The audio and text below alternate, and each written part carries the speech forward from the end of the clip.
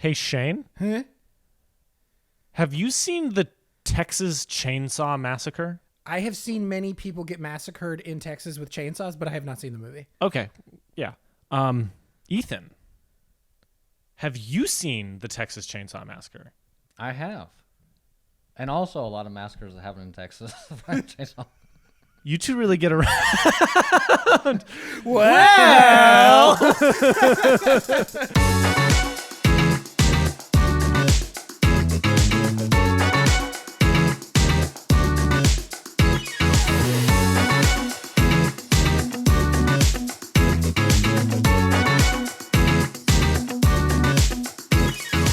That one was chaotic.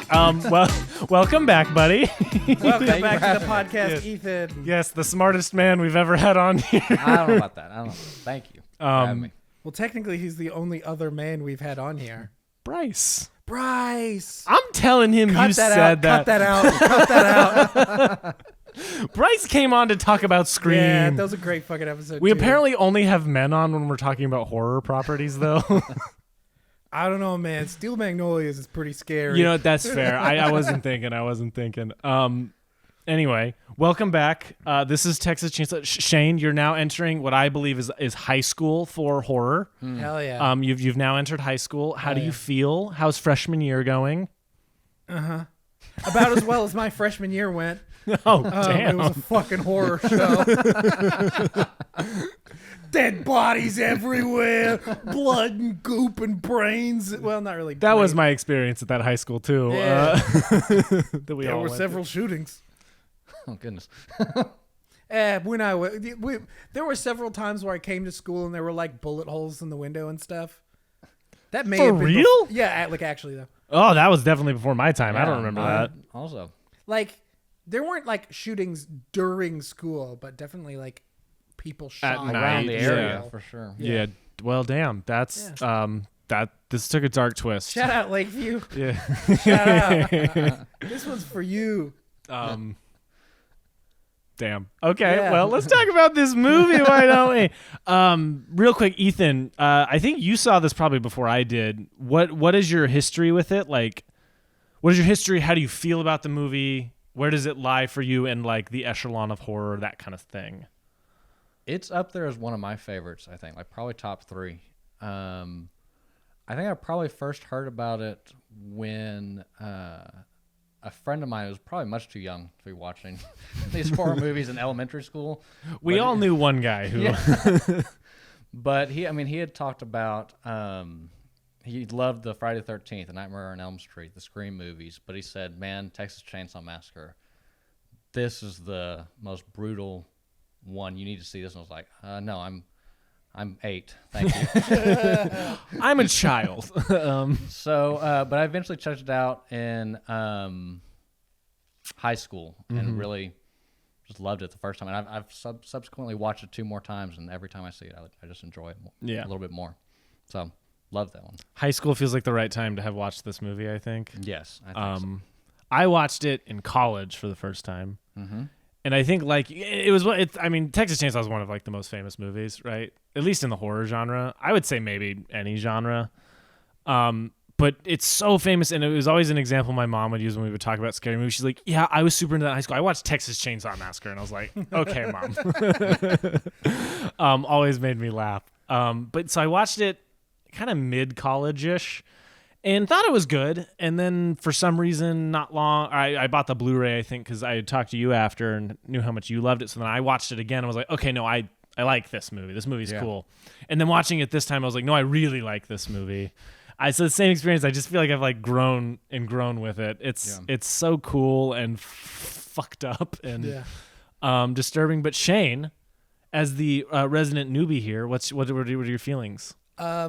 Having seen several movies that I would say are heavily inspired by it, I was like, oh, that's where all of that came from. Mm-hmm. Like basically all of X. Yep. I was like, oh, that's what y'all were doing with this one.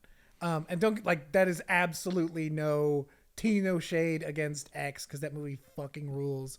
And this movie also fucking rules.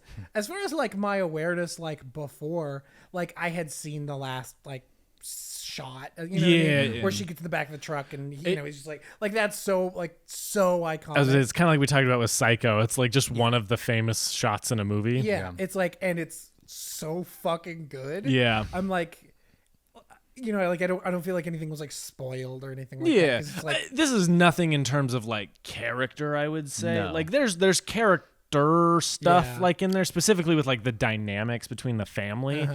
But it's hard to even say this movie has a protagonist. yeah, No, yeah. I mean, I would say before Sally is the final girl of Yeah. the movie, and there's no precursor to make you assume she will be the Yeah. final. Well, if Yeah. anything, Frankie, her brother, is probably more the main character For Yeah. a out of the lot of group. it, yeah. I agree. And then he's just killed. Yeah. Yeah. randomly. So It feels so like dirty Yeah. and like just a bunch of friends like getting together making a movie in like the best Yes. way. Yeah. Yes. Like, oh, I love that. Like in a funny way, like I am in no way comparing anything I have ever done to this movie. But I once made a short called The Pine, and it just feels like that. Yeah. You know what I mean? Where it was just like, there were like several things where it was like, I kind of did the same Yeah. thing.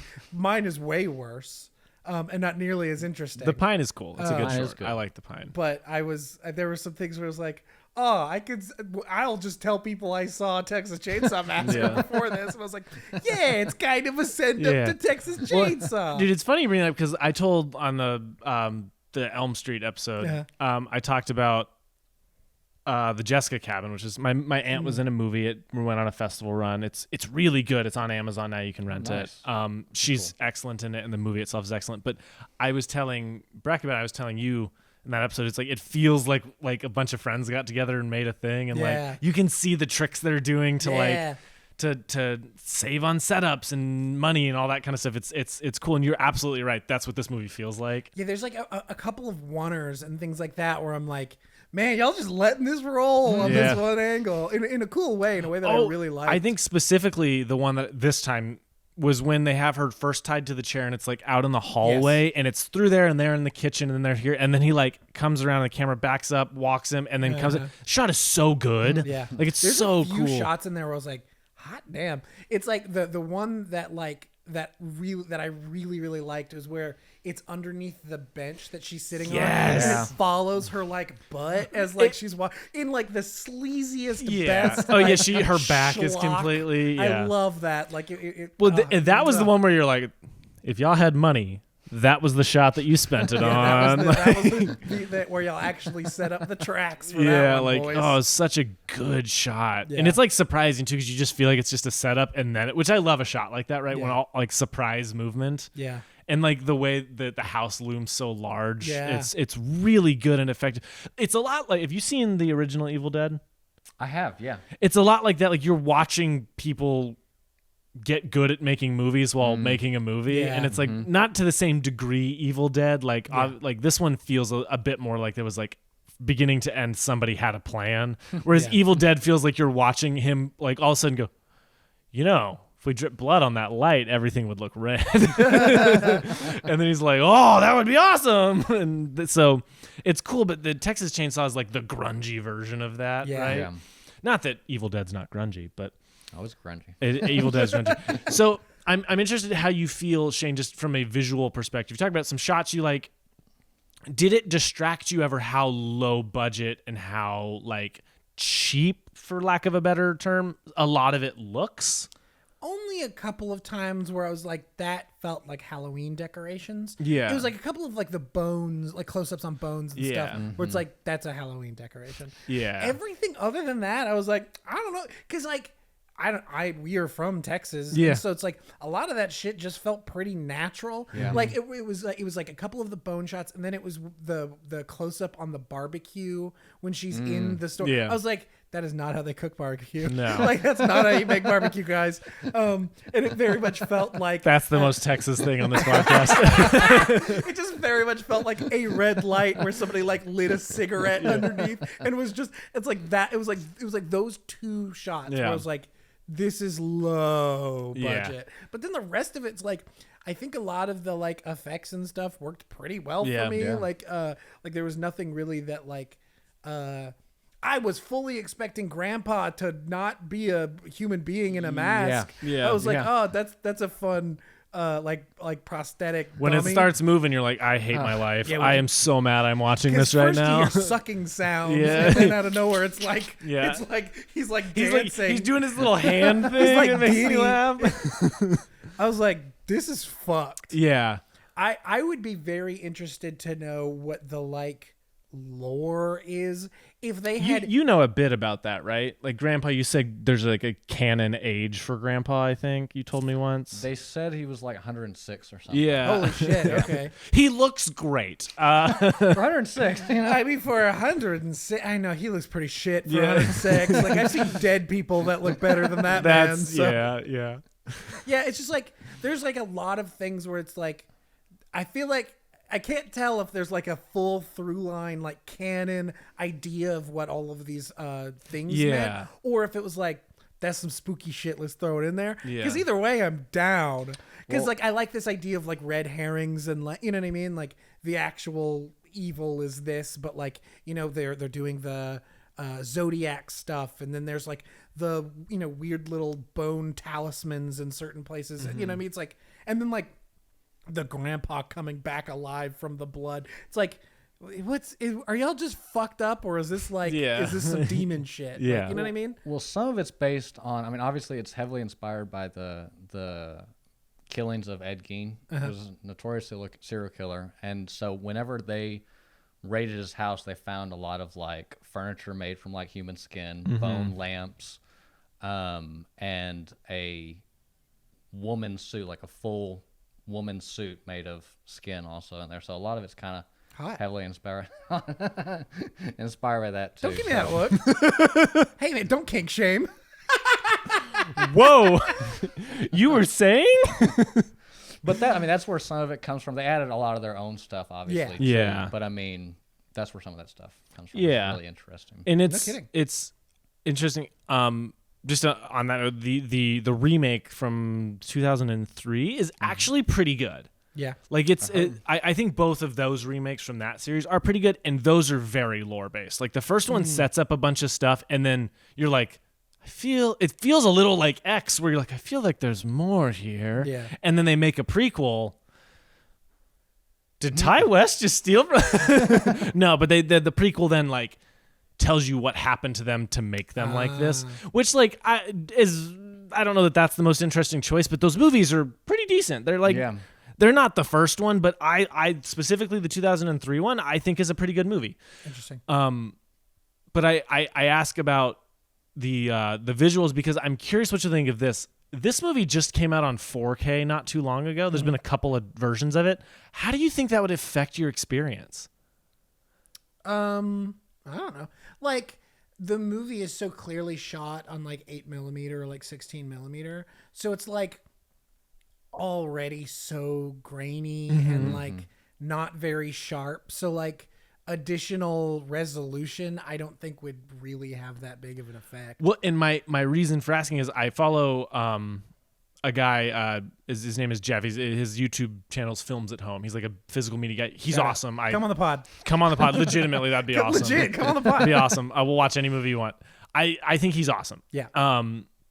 And he has a really good video on the history of home releases of Texas Chainsaw, and it's crazy the types of weird censorship this movie has had. Interesting. Like the original VHS tape in certain countries was like 30 minutes long because they cut so much. Yeah, wild. But he talked about on his podcast, he was interviewing someone, I can't remember which episode it was, but If it's like 30 minutes, that's like just them getting to the house. yeah. Well, it's like cut throughout. You know, it's super weird what they do. yeah, and, weird. But there's different versions of it too, where they cut different. It's fascinating video. But he talks about how the 4K kind of takes away from it because this movie is so grungy and dirty that like cleaning it all up as best as they're able to, yeah. like takes away from a lot of the like mood and atmosphere of it. Oh, I agree. If we're talking like a remaster, Yeah, full gross. top to bottom. If it's just like a take this 1080 file and make it 4K, I think that will have no effect. if it is let's clean it up, Yeah. that is wrong and bad. Well, because and you dude, shouldn't do I that. want to watch this on VHS. Yeah. Oh, like, fuck yeah. we talked about that'd be fun to do with Blair Witch. Yes, very much. Like, so. I would love to watch. I have the VHS. I mean, for we Blair also Witch. kind of talked similarly about searching, like watching Yeah, that like on searching a on a laptop. laptop or a phone would be. Did you see Searching? I haven't. Oh, dude, I should send you with my Blu-ray. Searching's Yeah. a really cool movie. Searching's Check it cool. out. Searching's cool. But yeah, anyway, I'm just curious what you would think from a visual perspective, because like to me, horror at its core is about atmosphere and about Yeah. mood. Yeah. And so this movie does that so well, like partly from necessity, Yeah. but also Oh, yeah. they use it to their advantage, right? There's a reason this movie works so well, and a lot of that is because I feel gross looking at it. Like I Yeah. feel like I need to shower after I watch this movie. Anyway, I'm just curious what your thoughts Yeah, on no, there. I like I said, like if it is just a resolution bump, Yeah. I don't have a problem with that. You- it's just like make this fit on a 4K TV better. Yeah. Whatever. Like I don't have an issue with that. But if it is like a remaster where you are fixing mistakes or cleaning things, like no, I think Yeah. like the texture, the film grain, the like all of that makes it what it is. Yeah. Like again, it's like I mean, like I mentioned, it's like I've been to these, random like little one horse towns in West Texas, Yeah. and you're like, that feels like it's entering into the filmmaking. Yeah. These like dusty, weird, kind of gross looking Yeah. towns. You know what I mean? Like that feels like that the filmmaking is an extension of that. More because like the reality of the situation is they didn't have money to make it look nicer. Yeah. But like also it feels appropriate just because like, that I feel like, that was a choice to like, well, we can't make it look like The Exorcist. Yeah. So let's make it look like, let's go to this crummy little one horse town and, this fucked up house that we can rip holes in the wall. You know what I mean? Like, Yeah. And so it's like the filmmaking feels very appropriate for the film and the content. As opposed to like, so it's like the minute you start cleaning up one, it kind of harms the other. Yeah. You Yeah. know? I mean, it's like if you tried to make Blair Witch look like it 4K. You know what I mean? Yeah. Which It's is like, it's supposed to look like a Yeah. DV. You know what I mean? Like it's supposed to look like tape. Like legitimately, because I bought Blair Witch to show you, and I have it on VHS because I found a 99-cent copy of it, and I was like, Nice. well, that's fun to own. So I bought it, and I was like, man, it feels weird. I almost bought it on DVD instead of Blu-ray because I was like, this feels like a weird movie to own on Blu-ray. Right. It's Which like the Texas Chainsaw, we watched it on Blu-ray, and the Blu-ray looks great. Yeah. Yeah. no. Still maintains all that grain and all Yeah. that grunge, but yeah. Anyway, I'm curious about that because when they announced a 4K, I was kind of like, Texas Chainsaw, Yeah. why? Yeah. Anyway, where does this movie land on like scary for you guys, Ethan? Like, do you find it scary? How would you describe the horror side of this? There are certain scenes that give me a very visceral reaction. To where, Yeah. like, I mean, it, and the going back to like when I first heard about the movie, my friend had mentioned like this is just the most gory, disturbing movie I've ever seen, and it's not very gory. No. Not like at all. No, That's- there's like I mean, one this- blood splatter scene, Right, and that's kind of literally. it. It's all just kind of like you have to. It's not explicit. You have to kind of imagine how it happened. And whenever like Leatherface puts I can't remember her name right. Puts the first female character on The hook, yeah. my back. I mean, it Yeah, tightens yeah, every time yeah. that it happens. Or when like towards the end, when the hitchhiker is just slashing Yeah. Sally's back, Mm-hmm. I can feel and it's interesting because it's these killings or the pain that these characters are feeling. They're not instantaneous like a lot of like slasher Mm-hmm. movie deaths are. Like if you watch Friday the 13th, you're impaled by a machete and you're dead almost instantly. Yeah. Or and these feel so slow Yeah. and like you can really just Yeah, put yourself in the character's shoes that way. And I mean, it's like when That's- when Leatherface is like slashing the dude in the wheelchair, it's like it's like slash, and the whole time he's just screaming, and then he plunges, and he's still just screaming and writhing. Like you can hear the chainsaw hitting the wheelchair also. I don't know Yeah. if that's ADR after, but I mean you can hear Yeah. that whenever it's happening. Just interesting. well, and then I think the other part of like maybe the most disturbing one for me is the first kill in it, where I mean, you and I have talked about this scene a bunch, right? Leatherface's introduction, where he just pops up out of fucking nowhere, yeah. and boom, and knocks the guy down, and then he starts like convulsing, right? Yeah. Which they talk about in the movie, Yeah. right? Of like sometimes with the sledgehammer, you had to hit the cow twice, whatever, Yeah. right? And so he's like convulsing, and then he just grabs him and drags him and slams like the meat locker door shut, and you're like, oh no, thank you, no. Can you imagine how audiences felt in 1974 seeing that scene without knowing, like, because with the first time I watched Texas Chainsaw Massacre, I knew the pin was going to drop at some point. Yeah, I mean, yeah. you'd seen the hitchhiker scene and stuff like that, but like I knew Leatherface was about to come. He's about to do some shit, and when it happens, it's shocking, but it's expected. 1974, no slasher. This is before Halloween. Yeah. This is not a slasher film, but it's before The Exorcist. It's really one of the first like really popular, like it was the first slasher film basically. Yeah. So I can't imagine seeing that at that time, and just I'd love to have been there and gotten that kind of feeling without knowing what. I was like, watching that in an audience of like opening night audience crowd would be crazy. It's like that is a famous picture of like a test screening for Alien, where all the chest bursters are coming in, and you see most of the crowd's like, ugh, and then there's just one guy in the background going, like just smiling at it in this old black and white photo. I would love to read articles from like newspapers at the time, because I can't imagine there wasn't some moral panic based off of this movie. This is one of the most controversial movies of all time in regards to that exact thing. Like I can't imagine there weren't people literally getting up out of their seat going, fuck this, and leaving. Yeah. You know what I mean? Like in the best way. Yeah. Dude, it's and this also was like one of those VHS tapes that felt like a holy grail for a lot of people, where they passed it around like, dude, I have Texas Chainsaw Massacre. My parents are out of town. Come over and let's watch this movie. Yeah. You know what I mean? Like, well, there's also the opening scroll that says this is like, it almost makes you wonder if this is a true story. I literally asked out loud. I was like, Yeah. is this based off a true story? And I'm sure a lot of people had to research and they're like, oh no, it's not. I mean, it's not, but the real thing that they're talking about is kind of fucked up. So yeah, that I in terms of that, but Shane, scary for you. Yeah, like I completely agree with Ethan, where it's like it's not really scary. It is very visceral at times.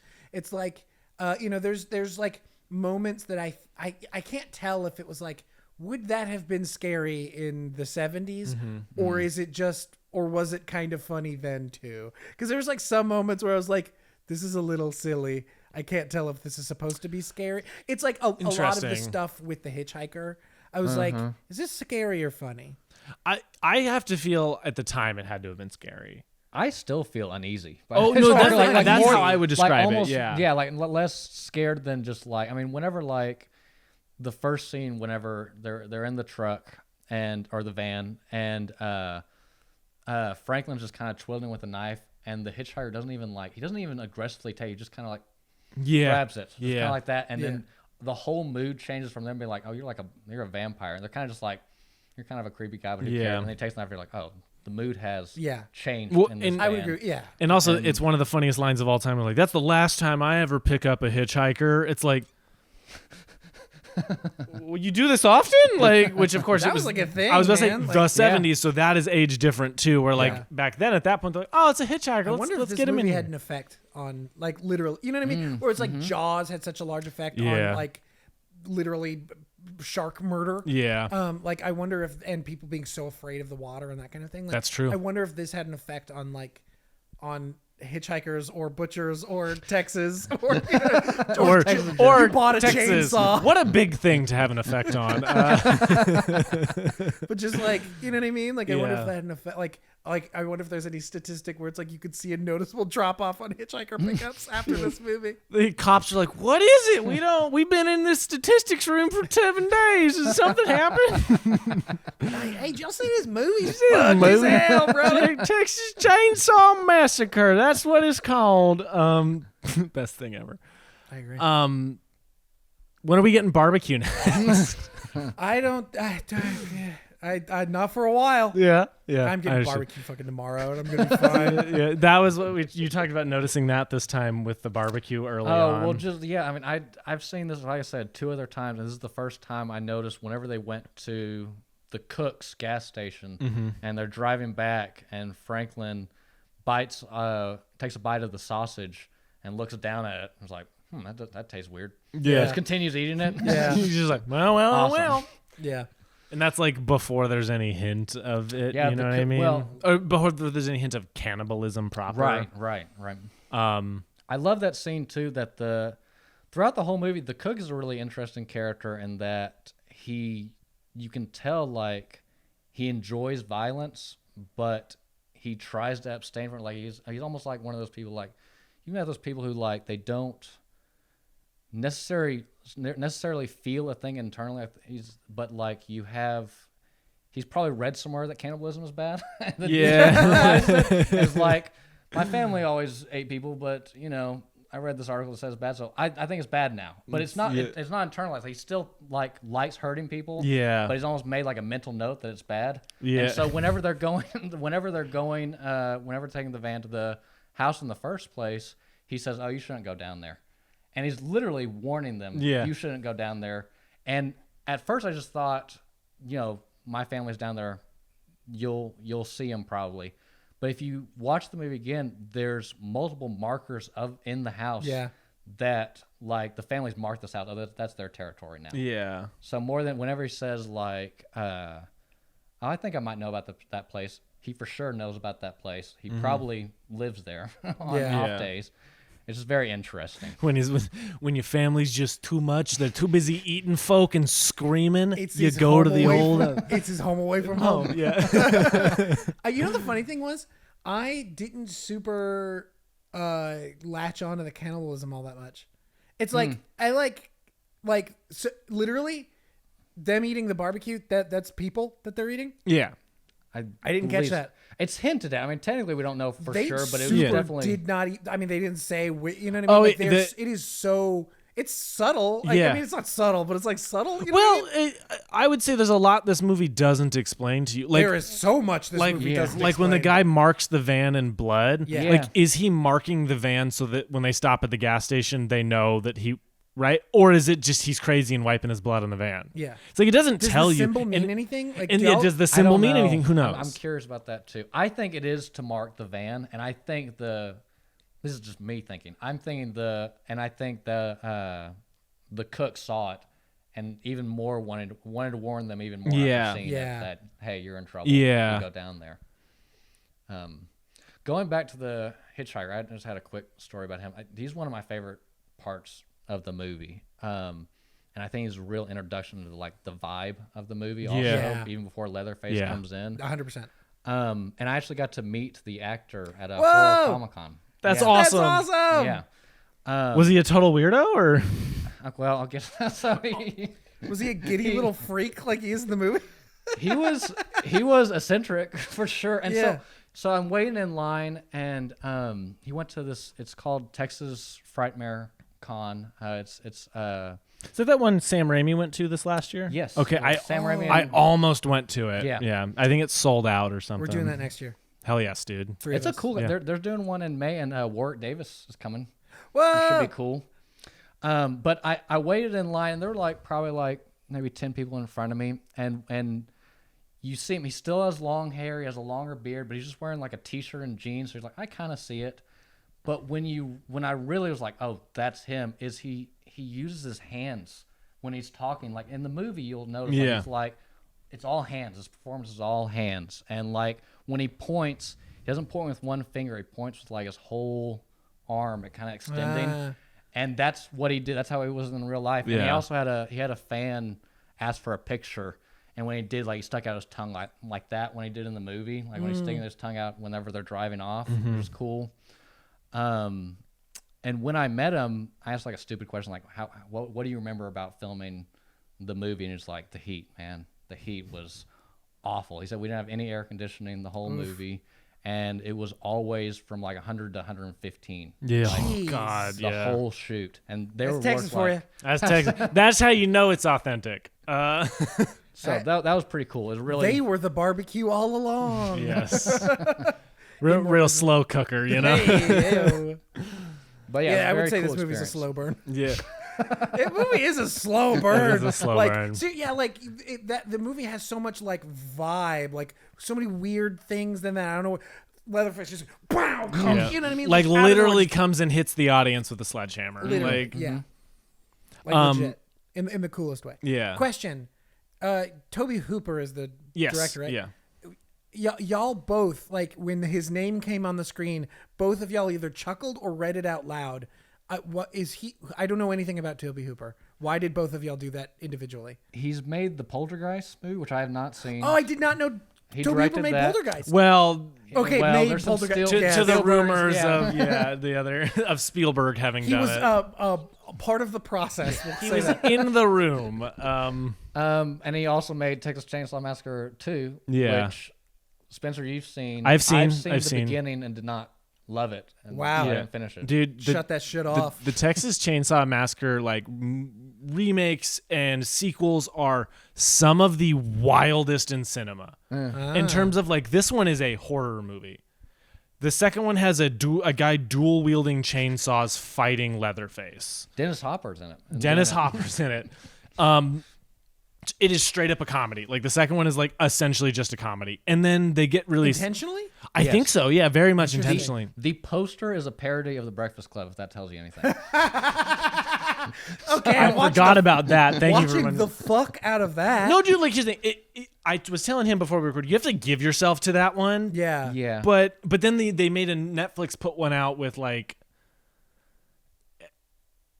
it changes it. Like it changes the Like lore. a remake is what we're talking about, or a sequel, or what are we talking It's a about? remake. It's a okay. remake. But Oh, like is it? like Okay. that. Can I just spoil? Is it okay if I spoil the? Spoilers for the Texas Netflix Chainsaw, yeah. remake Texas Chainsaw Massacre. It ends with him going back to the house. So it's like in the town, and this like bougie pop up kind of thing, like buys out the town to put in restaurants, these things as like an excursion spot, and it's a whole the whole setup is very like hipster, for lack of a better, Interesting. and then he's there and he kills them all. It's like, it's a fun premise. It's not a very good movie, but Wait, explain that. When you say goes back, what do you mean? I don't know. so he's in a town, and like him and his foster care person are the only people left in this entire dead town Interesting, that these like entrepreneur cook people, I think, have bought out the whole town to like build a thing there. And then that's the one house they're trying to buy it from the woman, and then so she dies, he unleashes himself on the people there, kills most of them, and then the like post-credit scene is him walking up to the house from Nice. the Okay. famous one. So Got it, so got it's it, like, I don't know if it's trying to be like, oh, it's a remake. It is just a remake. Okay. But it's not very good. But like, that is so fundamentally different from this one, from any of the other sequels. Like, it's really fascinating. It's this one had one in the long train of like Texas Chainsaw 3D. Like, Yeah. I remember that coming out. yeah. So it's. I mean, it's in terms of sequels, they're fascinating. Anyway. Yeah. I just thought of a C segment or a different B segment, so we might have some fun with two different segments. Okay. Cool. I'm I in. just thought of something. I'm on board. That'll be fun. Sorry. Okay. Yeah. Sorry. Like the reason I asked about Toby Hooper, just like both of y'all at separate moments either chuckled when his name came on the screen or like literally read it out loud. Yeah, let I me- was like, what's the? He's Do made y'all something have any else. affinity for like what? I mean, he's just a icon of horror. So Yeah. like, Yeah. from that perspective, I mean, he made Poltergeist, Texas Chainsaw 2. The only three I've seen are those three that you mentioned. But he made Salem's Lot. He made. Oh. I did know he did that. Yeah. Yeah, he's just an icon of horror. Like, Interesting. a Okay. lot of weird stuff. And I believe, let me see his producing work. Oh, like, do y'all know anything about the behind the scenes for this movie? Because I'd be like fascinated to know what the budget was, like if there were Tiny. injuries on set. Oh, because do- it just feels so. do you guys want to know Yeah. something crazy about the distribution that I Yes, found out please. this morning that Yes, Breck please. was telling me about? Do you know about this? Uh-uh. Did you hear about this? It was distributed by the mob. Hell yeah! Because they could not Nice. find a distributor, and so he did it. And he is essentially, it became like a money laundering scheme that Oh. he like swindled them out of millions of dollars of like back end stuff, because this movie became so famous. Yeah. The cast and crew and stuff. Millions of dollars lost to them that went to him, and he eventually got caught and went to jail. But yeah, it's distributed by the mob. The mob. You should look up that story. It's pretty crazy. Fascinating. That's cool. Fascinating. I will definitely. Yeah, like look that up. I'll have Breck send that link to me, and I can send it to you guys just because she found an article on it. Very cool. What's up? Nothing separate. Don't. Oh, okay. Anyway, I'm so- literally gonna look up budget and stuff. Y'all keep talking. No, that was I was gonna say the budget so small they couldn't find distribution. They made this before they had any sort of backup or anything, which I think is cool. Do you know any behind the scenes stuff? Not really, other than it was hot. Other than it was hot. This bitch hot. Which you could totally tell. Everyone's just sweaty. Yeah. 80 to 140,000. Oh my God. Well, I mean, it's like 1974, but Yeah. like, you know, Still. I wonder what that would be adjusted for inflation. Still not that much. Yeah. How does Leatherface stack up for you, sir? While he's looking this up, and Shane, I want your opinion on this too. How That does was going to be my C segment, was a tier list. Oh, never mind. We'll wait then. I was gonna say, how does he stack up as a slasher? mascot of horror? You know what I mean? Because he's one of the guys you always see on a T-shirt. Yeah. Curious what your opinion is on that. Like, if he stacks up for Ghostface or your shirt with Sam. Probably. Are we waiting for this one? Or We're gonna wait. Just do that. We'll talk Just about real that one quick, in the briefly, how you feel about him as like a mascot of horror, Leatherface. I think he definitely deserves to be up there, if not like number one. Yeah. I mean, I like the iconic ones, but like Jason, Yeah. Michael and stuff like that. 622,000 in Would be the today's budget. money would be the budget back then. It just still fucking nothing, like, Dude, and the transitions and stuff in this are legitimately good.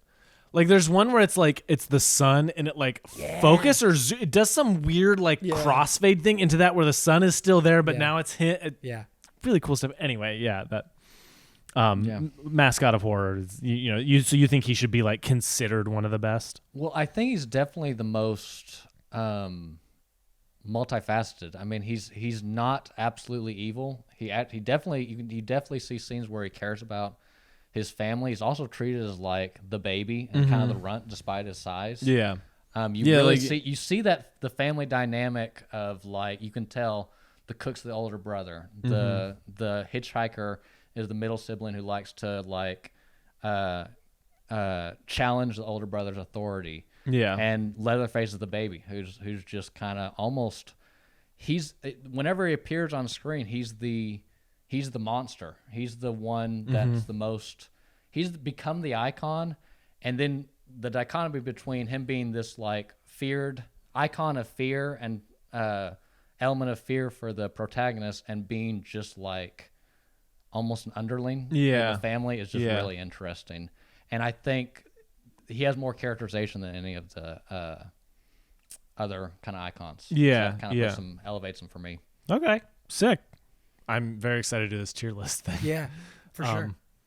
Any other thoughts on any other things that y'all want to say about it? Because like, I mean, y'all obviously have more knowledge and experience with it. Well, yeah, and I was gonna ask you because you hold it in higher esteem than I do. Like I said, every time I've watched it, it's like gone up like half a star in terms of Letterboxd ratings. Yeah. Yeah. What did you rate it this time? 4. I gave it 4. Interesting. What did you rate it? I did not rate it. I don't know what I would. Did you give it a heart? I did give it a heart. Okay. Yeah, no, I really liked it. Yeah. I fucking hated it. Yeah. But I really liked it. Don't you love those movies though, where you're like, Yeah. I hated it, but I'm gonna think about it for a while. It's like there's a lot of the grunginess where I think it's like it's got a lot of cruft in a negative way, but it also has so much like interesting, cool shit that it's doing that even today still feels pretty fresh. Yeah. And like again, it's like okay, yeah, I actually do want to talk about that a little bit more. Is how so much of this has been cribbed since then. It's like, I mean, like X is a wonderful example. You saw X, right? Yeah. Yeah. This like X feels like, and just a send up to this movie. Yeah. I mean, they both take place in Texas. They both have a group going out to a little farmhouse or something. It's like they're making a porn movie, but it feels like they're making Texas Chainsaw Massacre. Yeah. You know what I mean? Like, Yeah. and like so much of this movie feels so much of X feels borrowed. The other two really big things that I really catch from this are both from video games.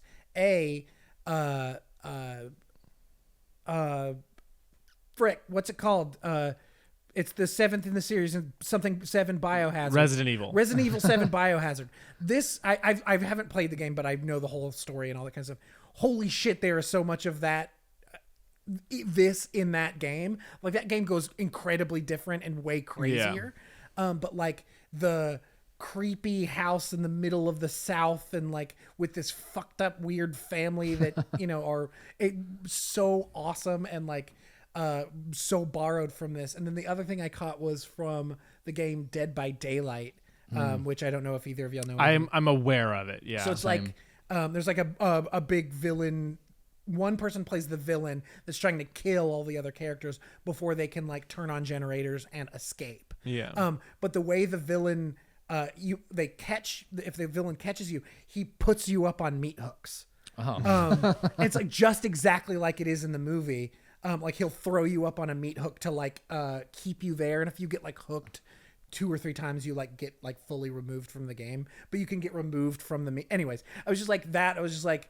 Like, look, that's not like it's super original at this point, but it's like that is such a like feels like such a send up to this movie. Yeah, it's like and like a really genius way of getting like players out of the game and like a cool creepy horror game with like a cool creepy horror thing. I just thought those things were I kept noticing those similarities between several properties that I'm very familiar with. Texas Chainsaw's influential. Yeah, you know what I mean. It's like Cowboy Bebop or Psycho or Ghost in the Shell, right? It's like one of those things where you watch it and you're like, oh, that's okay, yeah. Blade Runner. Like, that's where everything came from, right? Yeah, it's fun to watch. Like, you know, I talked about that with Psycho. It's like fun to see the thing that generated all the things. Were there any things that y'all had notice?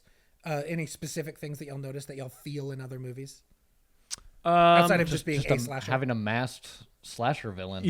One that's kind of like. I'm sure there had to be maybe some before, but I mean, it's definitely the one that I think. But one is so iconic's not the right word, but like one with such like specific and pronounced theatricality. Yes, you know, it's like after that, it's like Michael Myers is wearing a mask. He's not just wearing like a ski mask or something. You know what I mean? He's wearing a Halloween mask. Get fucked, Jason. Yeah. Hey, Jason for the first 2 movies just wore a sack. Actually, he's not even in the first one. He is at the very end. At the very end for 1 second. And spoilers for. I know all that. As much as I don't like those movies, I do have the Scream Factory like box set for Friday the 13th, and it's like one of the coolest things I own. This is just a separate thing. There's so many great ideas in the Friday the 13th movies. If it was just executed a little bit. If better. Jason was interesting at all. Well, I think they brought some. Well, talking about like how Texas Chainsaw Massacre influenced other horror movies, I think they tried to do what they did in this movie with Jason, that making him more sympathetic and like. He has a mother who he cared for, and she dawdled him and stuff like that. And so you get that influence, I think, a little bit with transferring from Leatherface to Jason. I think you get that a little bit. Again, there's good ideas. Yeah. It's just I've never seen one that I thought was executed particularly. Yeah. Well, personally. I know a lot of people love those movies. But. And then in terms of influence, Evil Dead. I mean, it's so inspired by Texas Chainsaw. When was Evil Dead made? Oh, the first one. I know the 80s, right? I can't remember when the first one was made. Is my question. I know the other one was made in the 80s. Evil. Get Letterboxd, guys. Letterboxd, come on the pod. Letterboxd, come on the pod. Okay, so Evil Dead was 81 and Evil Dead 2 was 87. Oh, interesting. So both of those are so inspired by this. Yeah. Like, I mean, the horror genre in general. There's been so many like rip-offs and B-movie versions of this. But yeah, I think you could even say something like there's this movie, I doubt either of y'all have seen it, The Collector. It like verges on a torture horror movie, but it's interesting. It's at the very least I'll give it that's interesting, but the killer in that wears like a very like leathery mask and is, takes a weird kind of like interest in the thing he's doing. It's that one a little bit, but Evil Dead for me is probably the one that jumps the most to mind of like that's inspired by this. I mean, Cabin in the Woods, the like villain they summon in Cabin in the Woods is like this like redneck zombie family. That's so clearly like the gas station. It's like, and that is a send up movie, so of course it's gonna do that. But it's still it's telling that a movie that came out 40 years before it is the one that really influenced a lot of the like things. It's like one thing I also noticed was funny was like. I can't remember what it was recently that I saw. Like it was describing a harbinger. You know what I mean? Like the what's the word I'm looking for? The like character of a harbinger being like the person who's like, you don't want to go down there. If many people have gone, but nobody comes back. Like, that character is so cemented in film history at this point as like the creepy old dude with a with his lip filled with dip and whatever. But I think the thing that I think is funny is like I don't know if that idea kind of like maybe could have at least partially started because of a movie like this, but like even this movie twists it. Because like he's one of them. He is one of them. Yeah. Where it was like I was like, oh, like it's the Harbinger. That's and so then he cool. fucking comes back. I was like, oh wait, shit, no, he is the dude that he's like. Oh, so you didn't suspect him in that Not first even scene? remotely. Awesome.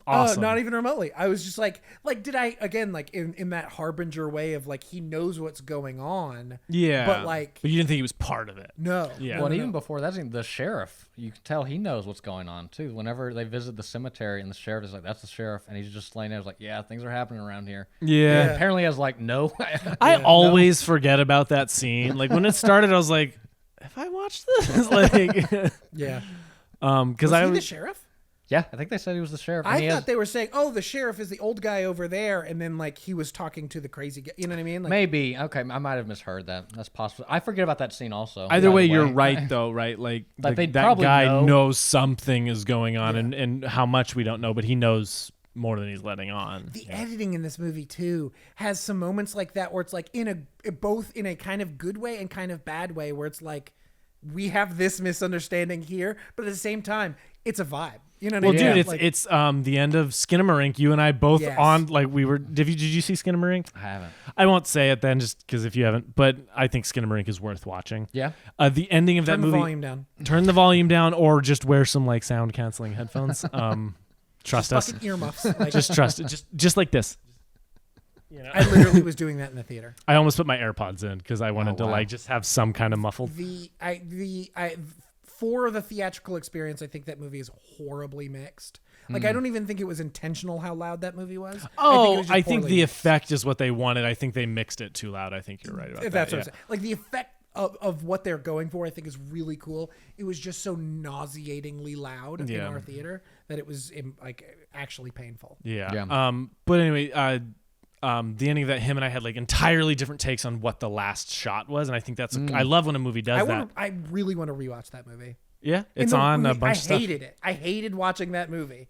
I really liked it, but I hated watching that movie. This is a newer movie. I don't Yeah, know. literally, it's Ooh. one of the most profitable horror movies of the year or something last year because it was made for like it's like- 15 grand or yes, something okay. crazy. Yeah. I think it was like $5 grand. Yeah, I think and it was made nothing. like $2 million. I know what you're or talking something. about like, now. Yeah. Yeah, it's like super experimental, super. Anyway, that I like when a movie does that too, right? Like you don't quite know, and you're like, Yeah. oh wait, I didn't read it that way at all. Like, I mean, it's like the scenes of her in the house, like when she wakes back up and like and it's like just shots of her eyes. And like Yeah. this movie pops off with some. this movie has wild- great eyeball photography. That one hyper close, you see like the vein. Yeah. You're like, oh, Oh, like there's certain scenes like that where I was like, man, they are really doing some weird shit. Yeah. In a really cool way that I was like would not expect from. I mean, because several other moments in the movie are shot and edited very kind of yeah. plainly. A lot of jumping out of windows in this movie. Man, she loves a window.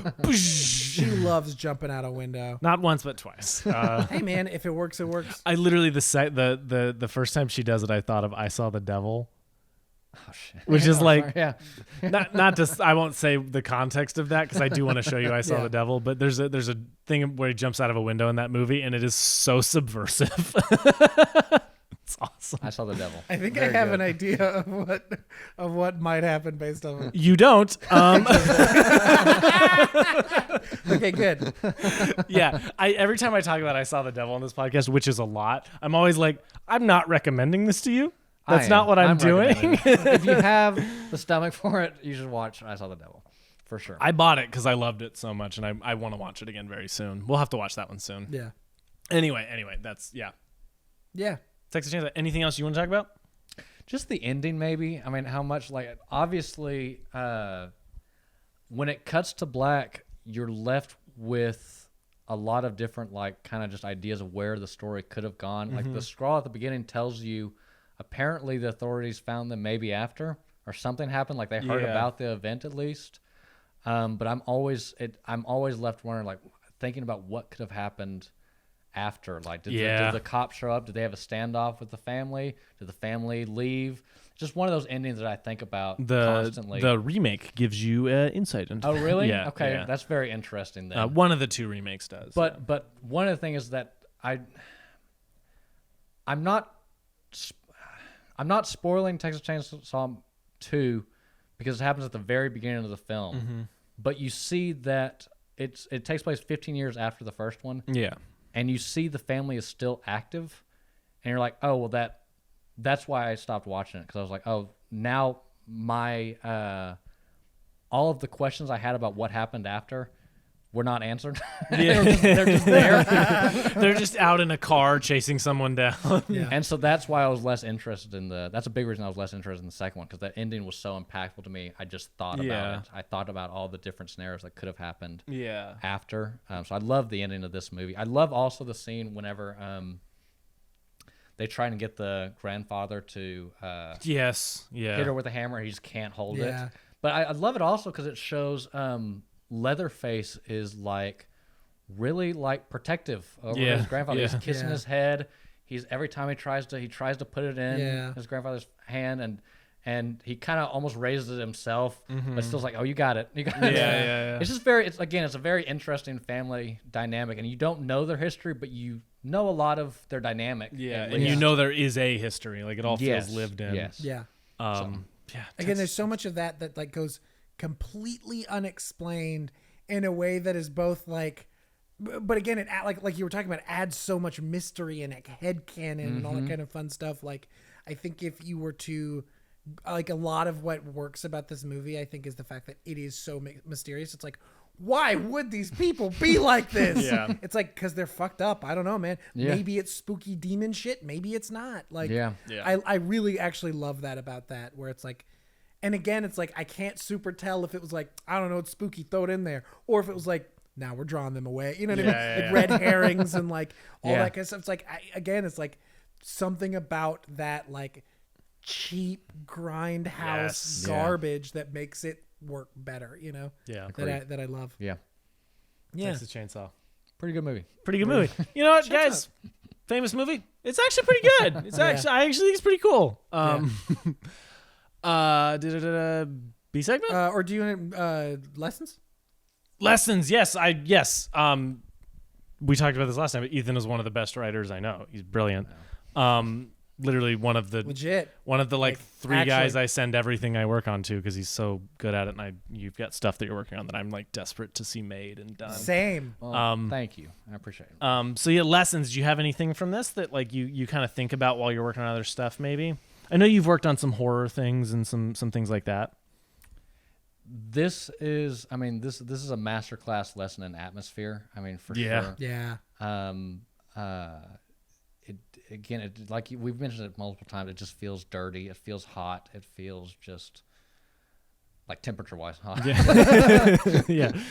And also characterization again. Like I think the other family members, Leatherface became the icon, and I think the cook, the grandfather, and the hitchhiker should be right up there as far as like iconic horror film characters go. And then just like writing crazy characters that are just really out there but somehow believable because they have a relatable in some ways family dynamic, and the way like I said, the oldest takes charge, the middle child, the hitchhiker, like always is conflicting with the oldest, like kind of question his authority. Yeah. And Leatherface is just the baby of the family, kind of the runt despite his size. So I think it's that writing crazy characters and making them believable is something that I think that this movie does really well. Yeah. Yeah. That's a great lesson. Do you have one, Shane? Yeah, I just like I've been talking about, it's like the idea that you can have a bunch of weird spooky shit and not have to feel like you have to fucking explain all of it. Yeah.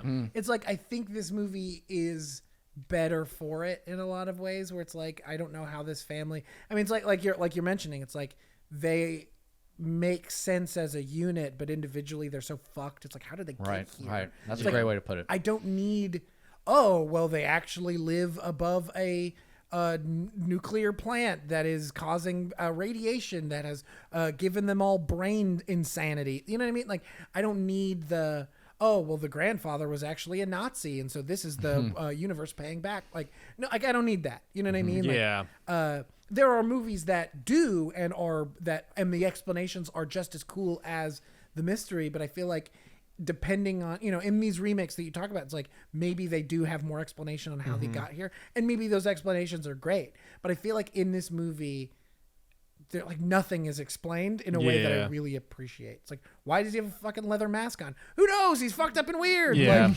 Yeah. why does he have the big red splotch on his face? Who knows? It's fucked up and weird. Like, Yeah. like I don't need explanation for all of that. And just like, again, like we've talked about with other movies made on a very cheap budget, it's like something about it makes me just like want to get out there with some buddies and go make a fucking, do what we have done a couple of times of just like think of an idea, write it up real quick and go make it. Yeah.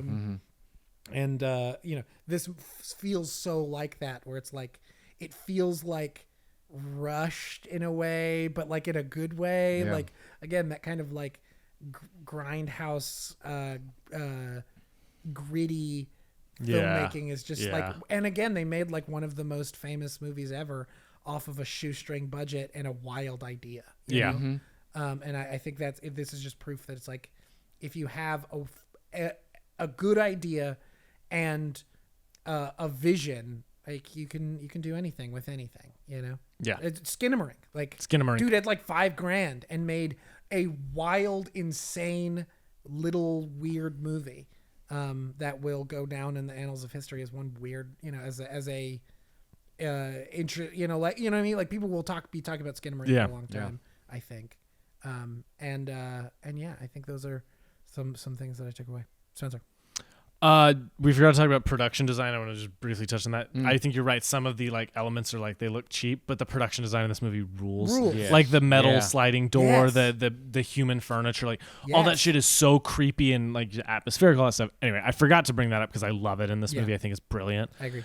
My lesson is going to be more as a like viewer than a like writer, because a lot of the horror I want to write and I want to make is not necessarily slasher based, which is fascinating because I fucking love slasher movies. Yeah. But it's not to write something off on one viewing.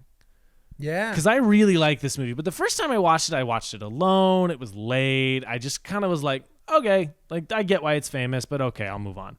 Like I think I'm really glad I watched it again just to experience it again, and then like give movies that you can't stop thinking about a second chance. You know what I mean? Like, because that's something I can't deny about this movie. Is I like didn't know if I liked it or not, but I can't deny that I thought about it all the time. Yeah. That's exactly how I feel about Skinamarink. Yeah, right. Like it's like I don't know, but now I just hard stop like this movie a lot. Yeah. Right. Like, and I think there's a ton to take from it. I think y'all's lessons are great. Like, for me, a big one would be like, how to cover a scene almost. Like you said, the weird shit with the eye and some of the ways the chases were going where they would cut kind of weird, but it all felt very fluid. Yeah. Like that editing and cutting can be done and still have it make perfect geographical sense. You know what I mean? Like, I think shit like that is that. But for me, as a viewer, it's just like, I want to be better about like giving movies more than one chance. If it's something that I'm like, something's interesting here and I just don't like it, I don't think, to like give it another chance and come back in and re-experience it. Because there's like a lot of movies that I've watched twice and be like, oh, I get it now. I'm hooked. I'm on board, Yeah.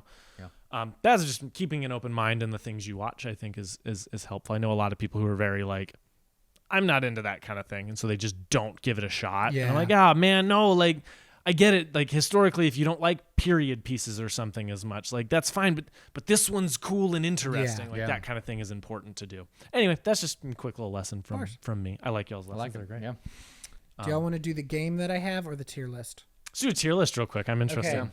Okay. There are a lot of characters on this thing, and I might just skip a bunch of them. Yeah. So we've got S tier, A tier, B tier, C tier, and D tier. Okay. Hellraiser. Oh, Pinhead specifically? Pinhead. Oh, okay, here's the thing. If we're talking design, I think he's like B tier. Yeah. Because Pinhead's not even the coolest designed Cenobite in that movie.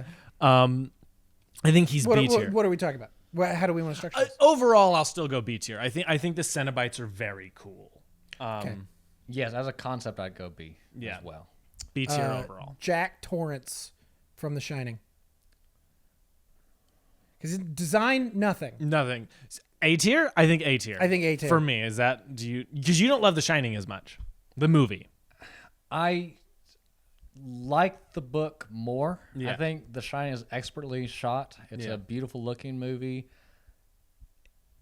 Stephen King, when talking about Jack Nicholson's performance, which I don't necessarily agree with 100%, but he said I think they shouldn't have casted Jack Nicholson because he looks crazy from the beginning. And the descent into madness is not quite as apparent. I could not disagree more. Okay. With Stephen King. Yeah. Well, either way. I mean, Because I think, but that's the fundamental difference between those two properties is Jack. Yeah. Like who Jack is between the book and the movie are so completely different, and it's which one you. That is an interesting conversation. I'm fucking off pod. I need to finish reading it. I think I've gotten through like half of the book. Yeah. But I know how it ends, and like Well, if you haven't, or do you know how the book ends? I know how the book ends. Okay, gotcha. So it's like yes. Okay. Do I know every little detail? No, but I know enough. Right. But that'll be an interesting conversation. Anyways. Yeah, I like Jack Torrance in the movie as well, but I do feel similarly to how Stephen King sees it a little bit. Yeah. So more like maybe B to me, but not quite A for me. Hey, as an icon of horror, I can understand what you're saying. It's like The Shining is so iconic, so maybe up for me. But no, cool, done deal. So are we doing A or are we doing B? Because you and I said A. Well, they can be different for all of us, can't they? Or is that? Well, I'm just doing one last. Oh, okay. You outvoted me. You're going to do A. Bruce the Shark from Jaws. A. 100%. A. Michael Myers. S. That right? Yeah. Yeah. Like in terms of icon of fucking Halloween. Yeah. S tier. S tier. I ate her liver with some farva beans. S for me. What's his fucking name? Hannibal Lecter. S tier. The xenomorph is above S tier. Yeah. Xenomorph is like the best designed monster maybe of all time. Leatherface. Yeah.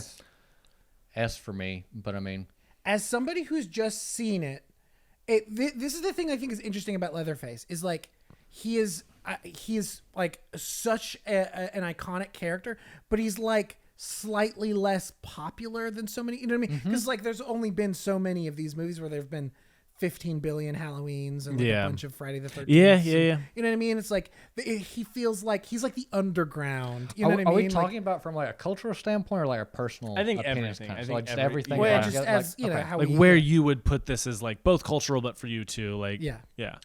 I think I would still put S. I think it's a fairly iconic Spencer? character. I may go S too just because S it the is. leather face of it. You know what I mean? Like it's the iconicism. It's like he has been copied so much. Yeah. You know what I mean? Like that, but like I don't know if Leatherface himself holds the same holds the same Yeah. value, you know. that. Norman Bates. A maybe. A. I would agree. think. I would agree with that. A. Do you want to play a game? Saw. We talked about this. I think he's B. I think it's a B. The Jigsaw clown, Billy. Jigsaw. Billy Billy the puppet. Oh, his name is Billy? I think so. Yeah. Right? His Yeah. name is Jigsaw. No. No, Jigsaw is John Kramer, and then Billy is like the symbol. Like little. Punk. Jigsaw is his name. Sorry, guys. Billy? Fuck B, that. where do you stand on His that? name is Buford. This is Buford, the murder puppet. This is William. I'd go B personally. Like from a cultural standpoint, I might well go A. But for personally, I'd say B. We had kind of talked about it where he's like that, like leveled down from all the main famous ones. But then that would put him in A. That's true. You know, Yeah. I think he's wonderfully designed. I Yeah. think he's creepy as fuck. I haven't seen any Saw movies. I only know him through cultural osmosis. You know what I mean? Then A. Yeah. A works. And that's the thing is like through cultural osmosis, like Billy Jigsaw fucker face. You know his image. I Yeah. know his Yeah, image that's true. instantly in a way that I don't know like Leatherface. You Yeah. know what I mean? So I think A is fair. Okay. Okay. A. I'm yeah. I can't tell what this thing is. I don't know what that is. Oh, these are some of these are like video game characters, which I think is interesting. The long-haired girl from The Ring. I've never seen The Ring. I don't know. I know she is a very popular character. B. B. I think B. B for me. I could even go C on her, honestly. Because it's like it was like I was like gonna say 3 years people gave a that, shit. Yeah, and like that was a time and place Yeah. one. Yeah. and like honestly, she feels like which one came out first, The Grudge or The Ring? Because Ringu came out a remake. yeah, I don't know. both are remakes. Right. Yeah, I don't know. I'm putting her C. Is that too mean? We gotta have some C's. Yeah, We gotta throw it in C. we gotta That's have a fine. bottom. We gotta have a fine. basement. That's fine. Ash from The Evil Dead. S tier. Like yeah. Right? S tier. I'll I go love S. Ash. Pan's Labyrinth. The Pale face. Pale Man? Pale Man. A. Just because like he's not quite as culturally iconic. S design. I'd say B cultural relevance. Yeah, so A. A. The Pale Man is good. one of my favorite So designed creatures. So Jason good. Voorhees. Again, It's like icon. He's an icon, but I don't care about him. yeah.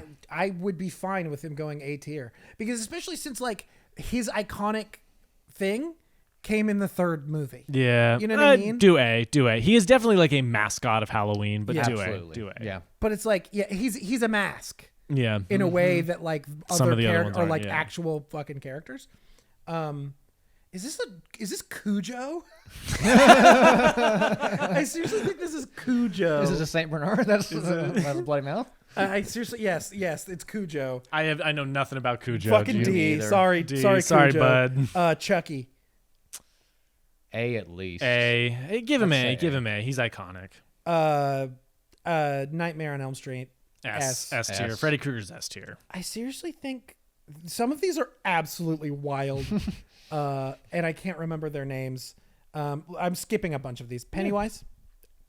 Which Pennywise? Does it matter? I don't know. if it matters. Pennywise. Pennywise. Just Pennywise. A. Do you think? A. I think. Yeah. Really? He's probably one of the. Well, You wouldn't say S? I don't You know. can say well, A. I'm not. He's so. Not even recent. I mean, the movie came out like 2000. I mean, like, I think I don't even know. the mini series. I was gonna say the miniseries and then the book Well- before it. Maybe S. Maybe. Let's go S. I think you're right. Pennywise is. Of all of the killer clowns, Georgie? of all the killer clowns, like he is by far the most famous. You know what I mean? I was gonna attempt another pen. I can say the Georgie thing okay in his voice. I was Yeah, you're good at. Georgie. Nice. It's very good. Pennywise blew the whole circus away. Now do Tim Curry. Oh no! Okay, here I think is a controversial one is Sam? Sam from Sam. Trick or Treat. It's like I think the design is great, but no cultural relevant or not enough. And there's only one. There's only one movie. Yeah. I mean, for me personally, I put him at an S tier, but culturally, He might be B I for don't- cultural. That's what I'm talking about. It's like I think his lack of cultural relevance like shoves him down that far. Yeah. Um, And he's like B. only at the end of that movie, really. Like really, really. yes. I mean, where he does anything is at Yeah. the very beginning and very end. Yeah. B. Let B. That's a bummer, but B. Yeah. I do think Ghostface. I mean, S tier. S. Yeah, Ghostface is sure. my favorite one. We might have to move some shit out of S tier because we've got like 8 in there already. But in fairness to like what we're doing here, horror has just incredible icons across the board. Like that's Yes. part of it. Yeah. That's like, yeah. it's yes. part of it. What is that one? This little goblin guy from What is that? I don't know what that is. The girl from The Exorcist, the original. S. S. I would honestly, I'd go A personally, because like, I would not. But I can get it. I mean, but it's like here's my only argument is every other Exorcist movie, it's a different person being exorcised. Mm-hmm. You know what I mean? But that one is. But she is. Yeah. I like we talked about sometimes iconic the movie. You know what I mean? We Like, might have to make a tier above S and throw just a couple in there, like legit. God. Well, who's going God mode? Like They literally have the car from what's the Christine. Christine. Like, what do y'all think? Like, Low C D. Yeah. I don't care. I will. What's the Terrifier? Is that the one with the With weird- Art the Clown. Yeah, I don't know anything about. See, I mean, he's too new to really be that iconic, and we already have other clowns that are more iconic. Yeah, I'd say C or B. C. C. Annabelle. C. B or for C me. for me. It's I would go B just because she's been in so like, many of those she's, movies at this like, point. Yeah, like Okay. We can go B. Let's go like B. I think she is iconic. Yeah. But like the movies are not as like, you know Yeah. what I mean? Like the design is cool. And Yeah. weird. Babadook. Ooh. As great as the Babadook is, I think that's still a B or a C in terms of like I'm feeling B. What are we feeling? B for Babadook. B for Babadook. B for Babadook.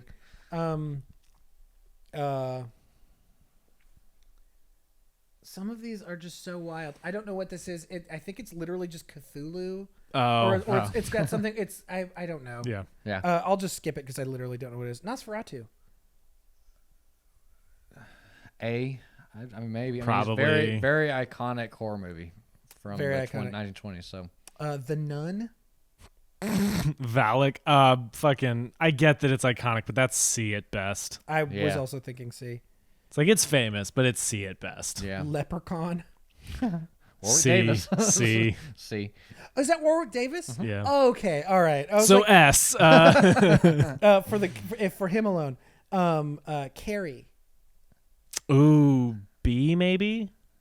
B or A somewhere. B in or there. A. I think that's fair. And then all the rest of the Beetlejuice. It's like he is an iconic character, but he's not B. a horror Yeah. character. Give him B or C.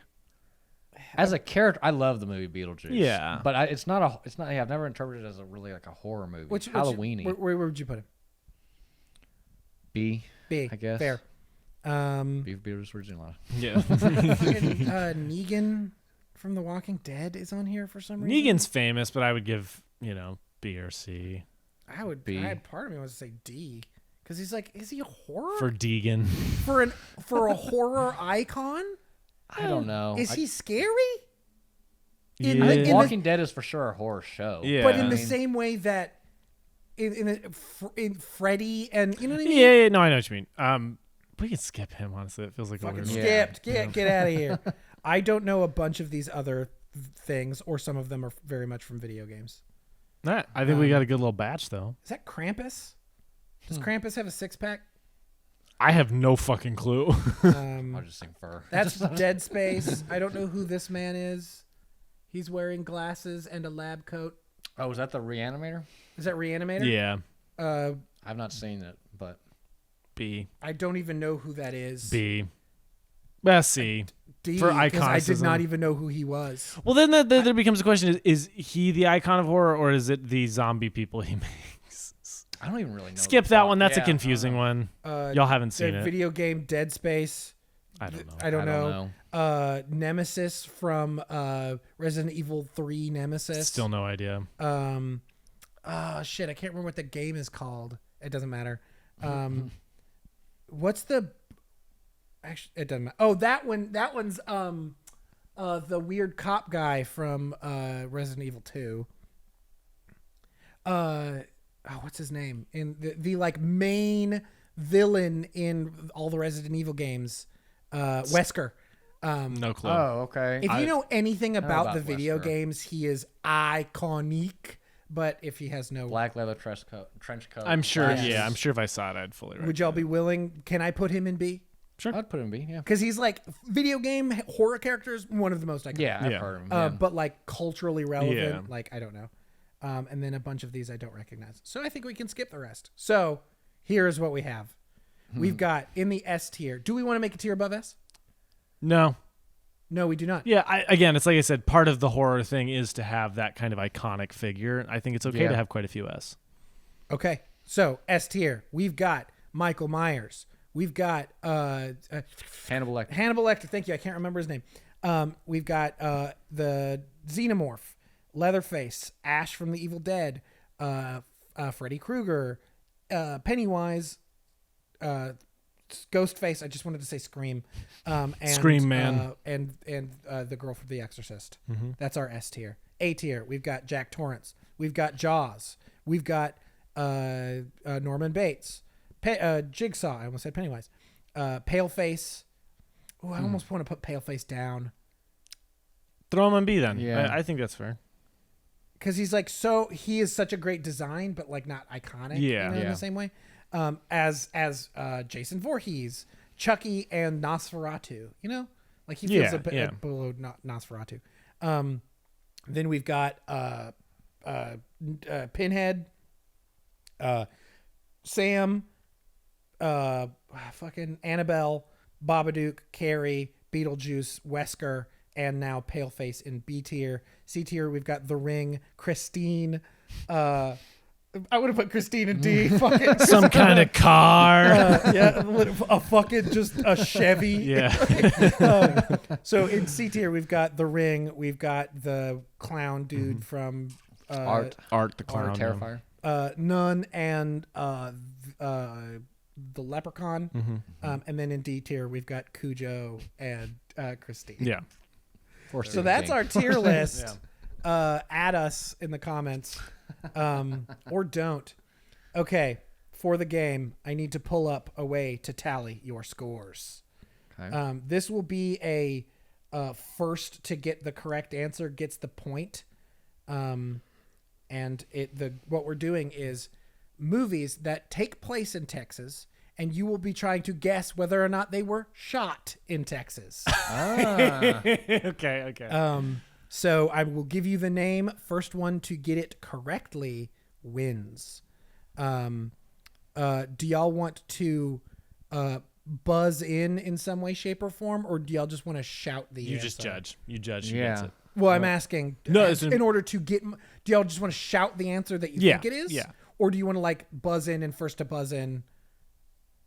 Just shout. it. Just shout the answer. Okay. Let's make it hectic. Let's do this. Are you ready? Yes. Yeah. The movie Giant from 1956. Yes, it is. No. We'll say you said yes, you said no. Yeah. So Spencer, you get the point. Yes for Texas, no for not in Texas. Yeah, okay. Okay. Just so I can make sure that we're saying the same things. Rio Bravo. Yes. No. Point for Dang. Spencer. This game is not going my way. HUD. HUD from 1963. Yes. That's a point for Ethan. Who? The Last Picture Show. No. That's a point for Ethan. The Texas Chainsaw Massacre. Yeah. Yes. Oh, man. Ethan got it first. The tree, Actually, no. It was shot in New Mexico. the Tree of Life. No. Point for Spencer. American Sniper. Yes. No. Point for Spencer. All right. It looks like if I don't guess my answer. just stay quiet. Hell or High Water. No. Point for Spencer. No Country for Old Men. Yes. Okay. Partially. Only the landscape shots were shot in Texas. Still but the counts. majority That of the sounds movie like right. was That not. Sounds like a sounds right. like That sounds like right. something it was. The Alamo. No. Point for Spencer. It was shot in Texas. Just wasn't shot in fucking San Antonio.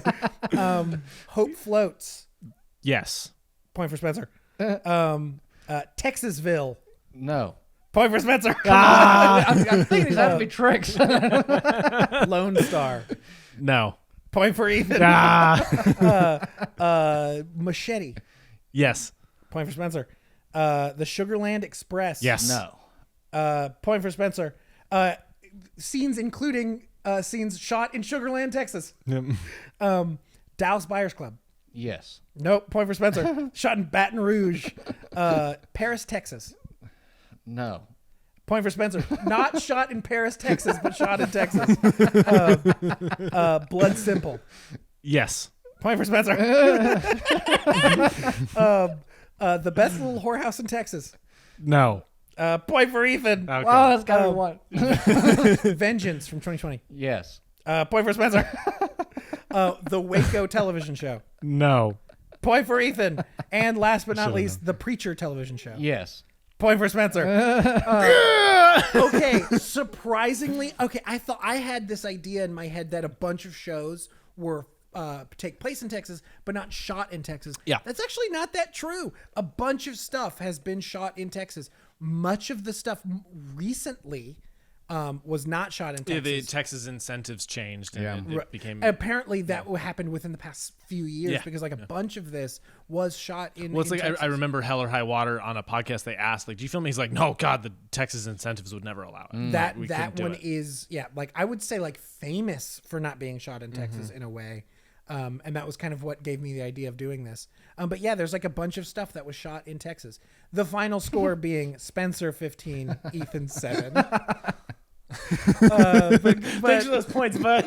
Well, I did it on purpose. I was just giving it to you. of course, yeah. But yeah, so like Texas Chainsaw Massacre shot in Texas. Yeah. The Last Picture Show shot in Texas. Giant shot in Marfa, which I think is interesting. Rio Bravo shot in Arizona. The HUD was shot in the Panhandle somewhere. Like Tree of Life all over Texas. Like all over Texas. I didn't know that one. American Sniper has stuff takes place in Texas, almost exclusively shot in California. Hell or High Water in New Mexico. No Country for Old Men was like just kind of the landscape shots and like really exterior stuff. But like most of like the town stuff, like all of that, I think most of that was shot in like New Mexico or Arizona. The Alamo shot in Texas. Hope Floats in Texas. Texasville shot in Wichita Falls. Lone Star all across Texas. Machete was in Austin. Sugarland Express, including stuff actually taking place in Sugarland, Texas. Dallas Buyers Club in Baton Rouge for some reason. Apparently Louisiana has better incentives than we do. Paris, Texas, which I think is funny. Shot in Texas, not in Paris. Yeah. And Blood Simple in Texas. And then Vengeance, Waco, and Preacher all shot in New Mexico. Interesting. So, New Mexico must have much better incentives than Texas does. So that's the game. It's the game. As a reminder of the score, Spencer with 15, Ethan with 7. Yeah, I didn't like that game. That's the thing is like, again, like you have this idea that like if it takes place in Texas, it probably didn't get shot in Texas. And so there are several of those where it's like, the Alamo, it's like, no, that wasn't shot. Yep, no, it was shot in Texas, just not in San Antonio. So that's the game. Nice. Recommendations. Recommendations. Do you want to start us out? Yeah, I'll kick it off. I've got I have 4 technically. Okay. So 2 of them are the 2 most recent albums by Mitski. Okay. I think Laurel Hell got slept on, including by myself for a very long time. That's a good record. And then her newest record's phenomenal. Yeah. Those 2 are not related to this. They're both just good records. My actual movie recommendations are things that I've already mentioned, X and Pearl. I feel like we've recommended those before. Yeah. But like X just feels so appropriate for this episode. Movie absolutely rules. And then Pearl being the prequel, actually like may or may not like that movie more. That's find what I was out. going to ask. Which do you like more? I need to rewatch both of them. I prefer X. I like Pearl more. Yeah. So, I saw it. X. I get it. I saw X on my computer and I saw Pearl in the theater. And so like after the experience of watching the movie, Pearl was just like way better than watching X. And so I want to give X another shot, like on an actual like better place. And then watch Pearl kind of subsequent to that to kind of see how they stack up. But I loved Pearl. And don't get me wrong, I loved X, but like the experience of watching Pearl was phenomenal. Yeah. X and Pearl and Mitski's newest albums. Sick. Ethan, do you have anything you would like to recommend? This spooky season, I'll recommend a couple of horror movies. We already okay, so like we talked about Trick or Treat a little bit. I have a shirt of it. That one's such a great it's such a great anthology horror movie, but the character of Sam for me personally is almost kind of like elevated it beyond the movie itself because like whenever the director was making the movie, he said I wanted to make a movie with a Halloween icon. You know, Christmas has Santa Claus. Easter has the Easter Bunny. I want to make a horror icon, and so I have a couple of like Sam like pieces of merchandise that I have around my house during the Halloween season. So that made that movie pretty special for me. And that movie just fucking rules. It's great also on its own. I just love the character of Sam maybe even more than the movie itself. The Wicker Man, not the Nicolas Cage version. The 1973 Wicker Man movie. Really great cult horror movie. Heavily inspired Ari Aster's Midsummer. So if you like that movie, you should check out The Wicker Man. And then there's a Japanese horror film called One Cut of the Dead, and I was talking to you guys about it a little bit earlier before we did the podcast. It is a zombie horror movie that's all one shot. I didn't know that. It is very cool. The best part, you can only really watch it on the Shudder streaming service, or you can buy a physical copy, obviously. I would get at least a month's or a week's free subscription and watch that movie. Okay. Especially if, I will say, if anyone will enjoy that movie, if you have any interest in filmmaking in any capacity, whether it's directing, editing, writing, acting, anything, I think you might have a particular interest in that movie. You have me very interested in that one for a while now. Yeah. I'm super down. Okay. Anything else? I think that's it. Cool. I've been doing kind of a like horror through the decades thing a little bit. We're doing that on the podcast. Yes, but my recommendation. Look, so you got Texas Chainsaw down. Now here's 3 other horror movies from the 70s that I think you should check out. One is an early Brian De Palma movie called Sisters. It is in the Criterion Collection. So cool. I love that movie. It is a truly wild, dark, creepy little movie. Yeah. Sisters is very good. You should check out Sisters. Then the Stepford Wives, which the original one, not the one with Nicole Kidman. I did not know the original one came out in the 70s. It did. And it heavily inspired Get Out. Like Jordan Peele's talked about that a lot. Okay. It's not. And Don't Worry, Darling. And Don't Worry, Darling. Same level of quality. Not at all. Stepford Wives is really good. It's I think timely still today, which is very sad that is true. But the Stepford Wives, you should check that one out. Very good movie. I like that one quite a bit. And then Black Christmas. I've heard really is horrifying. Watch the original. There's some stuff in there where I'm like, I will never unsee that. Yeah. Whew. Black Christmas is really good. So those are just three the horror movies that I think are really cool. Then I'm trying to think if there's anything else. I'm reading the Walking Dead comic after I finish the Walking Dead show, so you could do that too. But yeah, if you had a horrible addiction like he does, like I did and still do. Guys, like just a couple more pages, please. just need my fix, man. Just need my fix, man.